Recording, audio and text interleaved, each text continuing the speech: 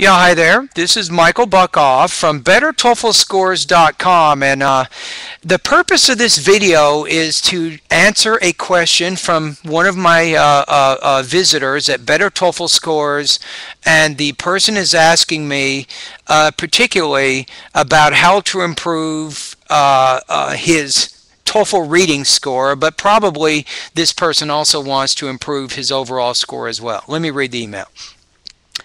I just took the TOEFL 2 weeks ago and I got 10 points on the reading, 15 points on the listening, 19 points on the speaking, and 20 points on the writing. I have taken the TOEFL several times. I am really tired of it. Every time I took it, I always got reading just 10 points. I want to get a higher score. Could you please help me? Tell me what I need to do. What do I need to learn more about? The problem is I learned a lot of vocabulary, but when I took a test, I did not see the words I learned, and it is misery. Please help me. Now, if you're watching this video and you're hearing the email that I just read, can you feel the frustration in this person's voice? I can feel it.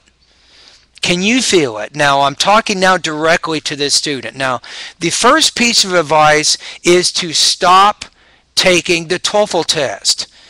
You don't have the basic English proficiencies, I think, yet to get that good score. So you probably need to work on some basic things first, and then maybe a few months from now you can try taking the TOEFL again. But let me give you an example of something in real life, and then we can relate it to the test.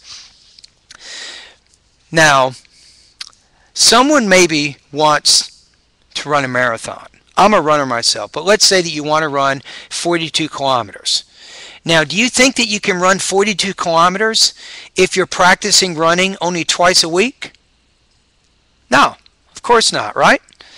It's not going to happen. So obviously, you need to run regularly, you need to run daily, and you need to make sure that you're running some longer runs in order to prepare you for the rigorous distance of 42 kilometers. You can see my point? So if you're running every week and maybe every other week, 6 months before the marathon, you go out and run for 30 or 35 kilometers, maybe even 40 kilometers, that helps prepare you for the rigorous distance of the 42 kilometers when you actually run your race, right? Okay, now let's go back to the TOEFL. Like running a marathon, the TOEFL IBT is very similar to a language marathon. It takes 5.5 hours, my friend. Pure English, academic English. You see what I'm saying? It's not easy to take the TOEFL IBT. However, with proper preparation, properly preparing for the test, you can and you will score well when you take it next time. So let's look at the reading first, and let's kind of go backwards and look at what you need to do in order to have the skills that you need to score high on the test. Now, there's 3 things that you need to do. The first one, I cannot help you. Nobody can really help you with this one thing. You must do this on your own. You must do it regularly. There's no TOEFL program, there's no TOEFL teacher that can help you achieve this first step. Step 1, you need to read regularly, about 45 to 60 minutes every day. You need to do this a minimum of 6 months in order to get the results that you really want. How do I know this? Most of the TOEFLers I interview, and many of these TOEFLers score over 100, even 109, they tell me that they've practiced reading regularly for several years before they take the TOEFL test. Now what it means is reading takes time to improve your thinking, your understanding of the organization and the vocabulary and the grammar of the ideas in the new language. It cannot be improved quickly, unfortunately. So what do? You need to go to the bookstore and start reading novels, longer books, even things like Harry Potter. A book that's 300 or 400 pages. This is perfect. Read this over 2 or 3 weeks, and when you're done, get a new book.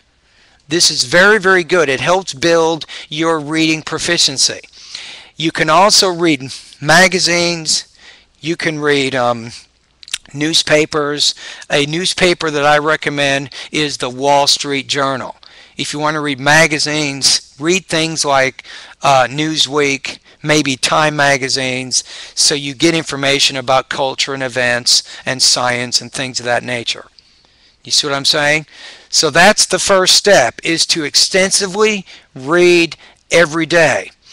Now, if you excuse me, if you want to really prepare for the TOEFL and you want to do a whole bunch of things in terms of preparing for the TOEFL as you're reading, you can practice taking notes on the different chapters that you read, and at the end of the chapter you can actually practice orally answering the question, and you can also practice writing a response to the question or to the discussion or the chapter.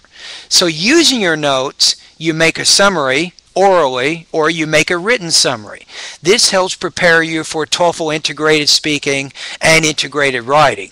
But remember, my friend, you need to read regularly and practice notes when you read. That's step one. You get that one? Unfortunately, it's something that you need to do on your own. You need to read a lot. You need to read regularly. Number two is you need vocabulary. And it sounds like you already have this. But remember, having vocabulary without extensively reading does not put all the pieces of the puzzle together. Okay, so step two is you do need to study vocabulary. This is important. Now, if you need a good vocabulary list, a good academic vocabulary list, go to bettertoeflscores.com. You'll see one of the links. It says download a free vocabulary list. You can download that list. Now, I highly recommend, I have two different lessons to help you learn those words.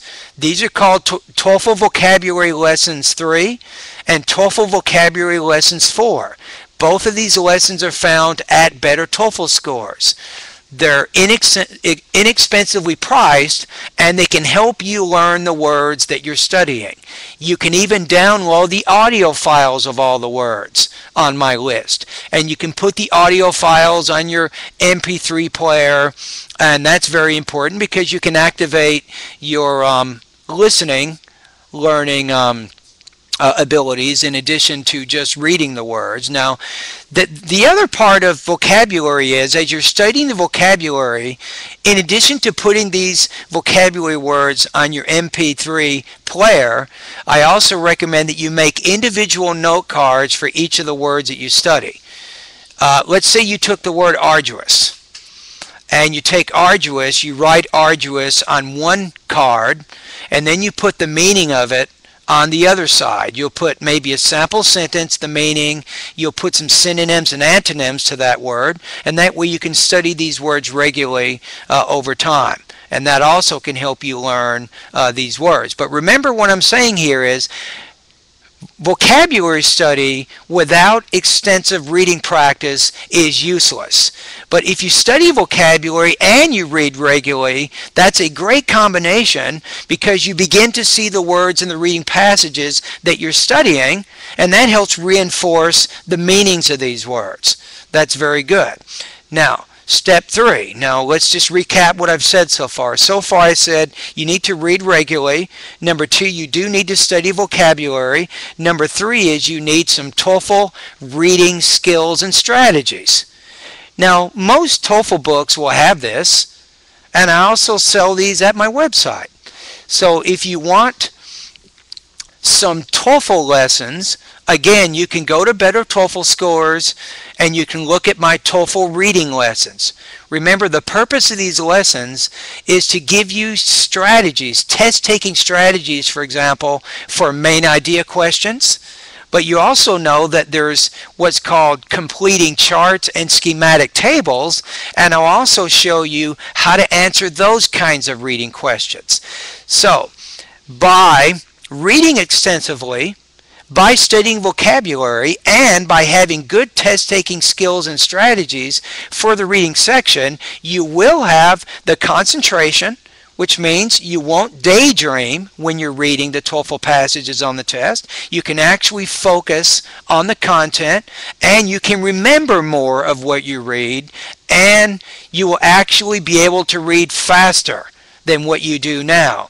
So I think that by reading regularly and having the vocabulary list, this does help your reading speed, your concentration, and a whole bunch of other things. Now, ultimately, these suggestions that I'm giving you right now, these are not just important for the TOEFL, but they will be very useful, I think, in your future if you need to take college classes which involve reading textbooks.